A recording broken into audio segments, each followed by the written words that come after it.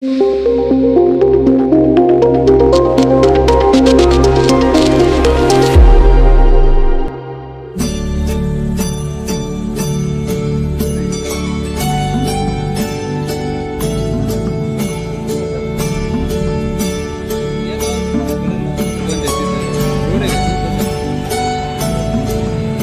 छान वाटलं. मी आल्यानंतर त्यांना तेच सांगितलं की पाठचा जर आवाज बंद झाला तर खरंच छत्रपतींच्या गडकिल्ल्यांवर आपण येऊन बसलं किंवा थांबलं असं वाटतं.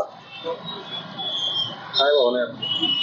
अशी माझी भावना आहे की असे गडकिल्ले प्रत्येक गावात किंवा प्रत्येक शहरात झालं पाहिजे, कारण का हा जो इतिहास आहे ते आपल्या पुढच्या पिढीला कळला पाहिजे. कारण का आज लोक मालदीवला जातात आणि कुठे जातात, फॉरेनला जातात, पण आपला जो गडकिल्ल्यांचा इतिहास आहे महाराष्ट्राचा तो असाच राहिला आहे. आणि माझं मत आहे की जर नारायणगाव एक आदर्श गाव म्हणून जर आपण महाराष्ट्रापुढे आणलं की असं काहीतरी छत्रपतींचा ऐतिहासिक वारसा पुढे घेऊन चाललाय, तर मला वाटतं की येणारी जी आपली पिढी असेल त्यांना हा छत्रपतींचा इतिहास किंवा आपले छत्रपती काय होते आणि त्यांनी मराठ्यांसाठी काय केलं किंवा आपल्या देशात हिंदुस्थानासाठी काय केलं हे सर्वांसमोर येईल. बाबू भाऊ आणि नारायणगावकरांनी हे सगळं उभं केलेलं आहे. काय शुभेच्छा, काय सांगा त्यांना पहिलं मी धन्यवाद बोलतो, कारण का त्यांनी मी जात असताना फोन करून इकडे बोलवलं. आणि दुसरी गोष्ट, त्यांनी एक लोकवर्गणीतनं हे सर्व केलंय. याचा अर्थ की छत्रपतींच्या नावावर किंवा छत्रपतींचं नाव घेऊन आपण लोकांना एकत्र करू शकतो किंवा बाकीच्या गोष्टी एकत्र करू शकतो, सामाजिक बांधिलकी ठेवू शकतो. आणि असं जर नारायणगाव करू शकतं तर हे महाराष्ट्रातल्या प्रत्येक गावात होऊ शकतं. महाराष्ट्र राज्य महाराष्ट्र नवनिर्माण सेनेचे माथाडी कामगारचे अध्यक्ष सचिन भाऊ गोळे, त्याचप्रमाणे आमचे सहकारी मित्र ज्यांची नव्यानेच महाराष्ट्र नवनिर्माण सेनेच्या पुणे जिल्हा विद्यार्थी सेनेच्या अध्यक्षपदी निवड झाली ते समीर भाऊ तिकडे, आणि त्याचप्रमाणे जिल्हा उपाध्यक्षपदी ज्यांची नियुक्ती झाली ते साईनाथ भाऊ ढमढेरे. खरं तर या तिन्ही मान्यवर आणि त्यांच्या समेत आल्या सगळ्या कार्यकर्त्यांचं नारायणगावच्या वतीने आपले लाडके सरपंच भाऊ पाटे, राजूभाऊ कोल्हे व सगळे सहकारी मित्र यांच्या वतीने नारायणगाव ग्रामस्थांच्या वतीने या सगळ्या मान्यवरांचा या ठिकाणी सन्मान झालाय. सचिन भाऊंनी या ठिकाणी भेट दिली, समीर भाऊंनी या ठिकाणी भेट दिली, मनसेच्या सगळ्या प्रमुख पदाधिकाऱ्यांनी या ठिकाणी भेट दिली. एक नारायणगाव ग्रामस्थ म्हणून माझी हीच या ठिकाणी विनंती असेल की एकदा तरी भविष्यात आदरणीय राजसाहेब ठाकरे यांनी पण या आमच्या पूर्ववेशीला या ठिकाणी भेट द्यावी, हेच या निमित्ताने सगळ्या महाराष्ट्र नवनिर्माण सेनेच्या पदाधिकाऱ्यांना हीच या ठिकाणी विनंती करेल. भाऊ, तुम्ही नारायणगाव मध्ये आलात. नारायणगाव आमची तमाशा पंढरी ही शिवजन्मभूमी आपला जुन्नर तालुका आहे, त्याच्यामुळे छत्रपतींच्या जन्मभूमीत तुमचं आम्ही मनापासून स्वागत करतो. शिवनेरीवर आपलं जन्मस्थान आहे, त्याचप्रमाणे जुन्नर तालुक्याची खऱ्या अर्थानं जिथून सुरुवात होती ते म्हणजे नारायणगाव. त्या ठिकाणी सगळ्या महाराष्ट्राला खरं तर प्रेरणास्थान अभिमान वाटावा असं या ठिकाणी पूर्ववेश सगळ्या ग्रामस्थांच्या माध्यमातून या ठिकाणी बाबू असेल व सगळ्या ग्रामस्थांनी जी साकारली, निश्चितपणे एक अभिमानाची बाब आहे. मी या पूर्ववेशीवर छत्रपतींच्या वेशीवर तुम्हा सगळ्या पदाधिकाऱ्यांचं मान्यवरांचं मनापासून स्वागत करतो. खरं तर प्रथमतः मी या ठिकाणी लोकनियुक्त युवा सरपंच बाबू पाटे असतील, राजेंद्र भाऊ कोल्हे असतील, सुरेश भाऊ वाजगे असतील आणि सर्व सहकारी असतील, आज एखादी कोणती गोष्ट करायची म्हणलं तर सर्वांना एकत्र राहणं गरजेचं असतं, पण एकत्र करणं हे खूप महत्वाचं असतं. आणि हे काम हे सर्व युवा सहकारी करता येते. आज आपण आम्हा सर्वांना या ठिकाणी बोलवलं, आपल्या सर्वांचा मी मनपूर्वक या ठिकाणी आभार मानतो. खरं तर आज या ठिकाणी एक आनंदाचा क्षण म्हणलं तरी कमी ठरणार नाही, कारण की महाराष्ट्र राज्याचे कामगार सेनेचे माथाडीचे अध्यक्ष सचिन भाऊ गोळे यांनी देखील या ठिकाणी भेट दिलेली आहे. माझ्या समेत मनसेचे अनेक पदाधिकारी असतील. आज हा जो काही शिवाजी महाराजांचा इतिहास सांगण्याचं काम हा युवा वर्ग करतो, आपण सर्व तरुण करता येते. खरं तर जुन्नर ही शिवाजी महाराजांची जन्मभूमी आहे आणि नारायणगावची पूर्ववेश हे सर्वांचं लक्ष वेधून घेते. जसं आपण शिव जन्मभूमीमध्ये प्रवेश करतोय, आल्याच्या नंतर आपलं मन प्रसन्न होतंय.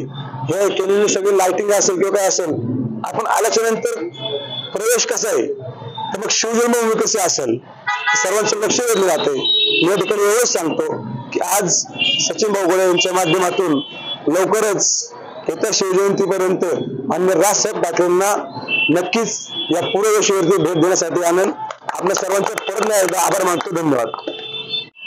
सर्वप्रथम जय शिवराय सगळ्यांना.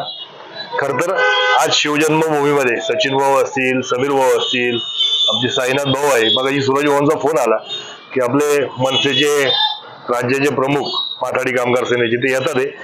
म्हटलं त्यांचा सत्कार करू. म्हटलं आपण वेशीवर त्यांना घेऊन जाऊया की जेणेकरून नारायणगाव किंवा शिवजन्मभूमी ही ऐतिहासिक ठेवा आहेच. नारायणगावकर हा खरं तर वेशीलाच आम्ही सगळे उभे आहोत शिवजन्मभूमीचे, आणि त्या माध्यमातून होत असलेलं काम तुम्ही पाहिलं. आता तुम्ही सांगितलं की राजसाहेबांना निश्चित स्वरूपात घेऊन यायचा प्रयत्न करू. एक आनंदाची गोष्ट आहे. या विषयावर समीर भाऊ जेव्हापासून वेच झाली, इथं काय पक्ष म्हणून आपण काम करत नाही. आपण सगळ्यांनाच जी लोक आली ती सगळे मग भाजपचे केंद्रीय मंत्री सुद्धा इथे येऊन गेले, त्याचबरोबर सुषमाताई आलत्या, त्याचबरोबर आज सचिन भाऊ आलेत.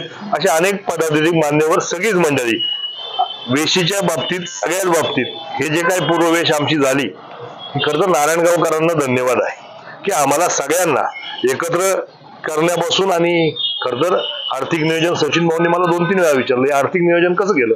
म्हटलं सगळ्या गावकऱ्यांनी आम्हाला लोकवर्गणीतून हे पैसे दिले, आणि त्या माध्यमातून खरं तर ही पूर्ववेश आपली उभी राहत असताना सचिन भाऊंनी कौतुक जे केलं, निश्चित स्वरूपात कार्य करण्यासाठी एक वेगळी प्रेरणा आपल्या सगळ्यांना मिळत असती. कारण ह्याच्यातूनच, ह्या तुमच्या कौतुकाच्या थापीतूनच अजून काम करायची ऊर्जा मिळते. अशाच पद्धतीचं काम पश्चिम एशियाच्या बाबतीत सुद्धा आपल्याला आम्ही आता चालू करणार आणि त्या दिवशी संकल्प केलाय. अशाच पद्धतीचं काम शिवजन्मभूमीच्या बाबतीत नेहमीच करत राहू. आपलं सगळ्यांचं मनापासूनचं, मी सचिन भाऊ असतील, समीर भाऊ असतील किंवा साईनाथ भाऊ असतील, खरं तर साईनाथ भाऊंना आम्ही बरेच वर्ष एकत्रित बऱ्याच ठिकाणी काम केलं. पक्ष म्हणून नसलो तरी एक मित्र म्हणून, एक भाऊ म्हणून सातत्याने आम्ही सगळीच मंडळी सातत्याने काम करत असतो. खरं तर शिवजन्मभूमीची खासियत हीच आहे की सगळी मंडळी आम्ही जेव्हा राजकारण असतो तेवढ्याच बाबतीत बघतो पुढं, इतर वेळेस आम्ही सगळेजण सामाजिक ह्याच्यामध्ये सातत्याने एकत्र काम करत असतो. तुम्ही सगळेजण आला, मनापासूनचं नारायणगावकरांच्या वतीने आपलं स्वागत करत असताना आपल्या सगळ्यांचे आभार व्यक्त करतो. थांबतो. जय हिंद, जय महाराष्ट्र. छत्रपती शिवाजी महाराज की जय. जय भवानी, जय शिवाजी. जय भवानी, जय शिवाजी. तुमच्या गाव पाहून आला तर गावच्या विषयी जाते राज आला तर गावच्या विषयाचा. बाबू भाऊचं एकच काम आहे, कुठलाही माणूस आला की त्याचा आदर तिथं गावच्या विषयी करतो ना, कोण नाराज होत नाही, काय नाही त्यांना त्याची छाती सुद्धा उराणी भरून जा. आले 4-5 आता म्हणजे डोळ्यामध्ये अंगो काटा बिटत बोलतो दादा. आपल्या पाठीमागे प्रशंसा करून म्हणजे आपण जिंकलेला असतो, लक्षात ठेवा. नाही पण दादानी कोविडच्या काळात बी नाही काम केलं, नाही मदत केली इथं सुद्धा. पण मदत मानत नाही म्हणतो, हे सगळे माझे भाऊ येते, ते सगळं सांगत